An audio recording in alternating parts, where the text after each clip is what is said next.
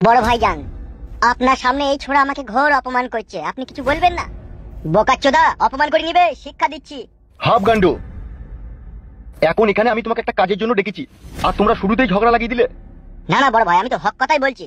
এই যে এত বড় একটা ছেলে, 5 ফুট 4 ইঞ্চি হাইট, আর আপনার একটা লোককে মার্ডার করতে গিয়ে হুট কোথাইছে, তাহলে একে আমি কাপুরুষ বলে কি অন্যায়টা করলাম বলেন? অন্যায় কারও নয়, অন্যায় হয়েছে আমার এই শালা নসিবের। আমার কপাল হয়ে গেছে এক পেশি, যে বাড়ি গেছি সে বলছে ফ্যান খেছি, বিরিয়ানি আমাকে আর কেউ খাওয়াইছি না। কি জি বলেন বিকাশ দত্ত বাবু, আপনার সঙ্গী এই বাঘের পুঁটকি যতক্ষণ আপনার সাথে আছে ততক্ষণ আপনি নিশ্চিন্তে থাকুন।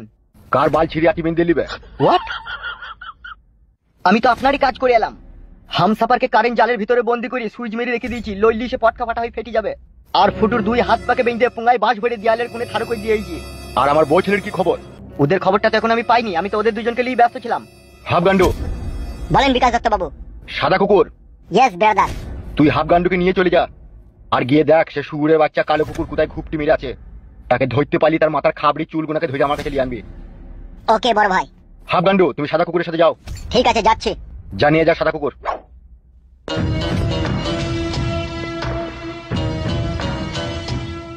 আর এই যে বালছিরা বাঘের পুঁটকি, ফুটুকে আর হামসাফাকে কোন গোডাউনে রেখেছিস? কেন বড় ভাই, লাল গোডাউনে, যে গোডাউনে আপনি মানুষকে জবাই করে দেন। ওখানে কি গান মারাইতে লিগে গেলিবে? তা কোথায় যাবো? বেশ, যা করেছিস করেছিস, কিন্তু একটা কাজ আছে। বলেন। ফুটু সুরের বাচ্চার মুখ থেকে কিছু বাই করতে পারলি? না, তবে ওকে যে শাস্তি আমি দিয়েছি ও কিন্তু সত্যি কথা বলতে হবে বাধ্য। কই চো দেখছি, চো তো। আসেন।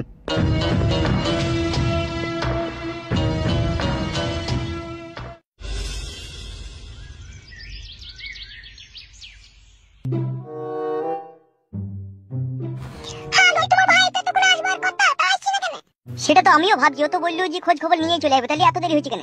আমাদেরকে তোমরা ছেড়ে দাও, এখন তোমাদেরকে ভালোভাবে ভদ্রভাবে বলছি। ভদ্রভাবে বলার কোনো প্রয়োজন নাই তো, যেমন আছে সেইভাবেই থাকো। যতক্ষণ না কালো কুকুর আমাদের কাছে না ফিরে আসে ততক্ষণ তুমি ওইভাবেই থাকবে। তোমরা কিন্তু অনেক অন্যায় করছো, অপরাধ করছো আমাদেরকে এইভাবে বেঁধে রেখে দিয়ে। ঠিকই বলেছো, অনেক অন্যায় করছো, অনেক অপরাধ করছো। তোমার স্বামী যেগুলো করেছে সেগুলো অন্যায় নয়, সেগুলো অপরাধ নয়। যে করেছে তাকে শাস্তি দাও, তো আমাদেরকে কেন ধরে এনেছো? তবেই তো তোমার ভাতা চুদি ভাই জ্বালাটা বুঝবে। তুমি চুদি ভাই রে, তুমি আমার চুদি ভাই। মামারি ভাই আমাকে এখানে ধরে নিয়েছে, ওই লোকটা লিখে বলছে তুমি আব্বা। ঠিকই তো বলেছি বাবু কাচুদা, এই তো তোর আসল আব্বা বে, আর এমএলএ বিকাশ দত্ত তোর ফালতু আব্বা। গান মারাইতে ফালতু আব্বা মারাইতে, ওই আমার তোর আব্বা। ও ভাই ছেড়ে দাও, ভাই ছেড়ে দাও। কেলে ভাই, কি হয়েছে? অনেক বড় একটা সর্বনাশ হয়ে গেছে। মানে কি সর্বনাশ হয়েছে? এমএলএ বিকাশ দত্ত ফুটুকে বাড়ি থেকে তুলে নিয়ে গেছে। আরে শালা, তাহলে এখন উপায়? উপায় একটা আছে, বাইরে চো বলছে। বাইরে চো না, চতে চত।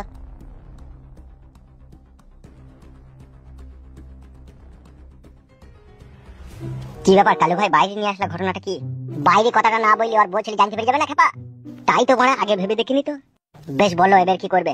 তুই কি চাস এমএলএ বিকাশ দত্তকে মার্ডার করতে? তো অবশ্যই, শুধু আমি কেন, সারা বাংলাদেশের অডিয়েন্স আর ইন্ডিয়ার অডিয়েন্সেরও চাই এমএলএ বিকাশ দত্তর মৃত্যু হোক। তুই কি চাস সেটা বল। খাল্লাস, তাহলে লাগা এমএলএ বিকাশ দত্তকে ফোন। দিয়ে ফোন লাগে কি হবে? ওকে বল, বল নিজের বউ আর ছেলেকে জীবন্ত পেতে চাইলে রাত 12টার সময় কাঠখোলা বাগানের কাছে দেখা করতে। আর এটা ওকে বলি দে, বল তুই একা আসবি, কোনো ষড়যন্ত্র করবি না। আর যদি তুই একা না আসিস তাহলে তোর বউ ছেলেকে তুই আর পাবি না। একা আসবি তো ওখানে মার্ডার করে দেবো নাকি?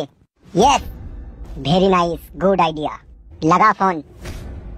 লাস্টের নাম্বারটা কত রে? 66 লাই? হ্যাঁ পেয়েছি। কি বলছে?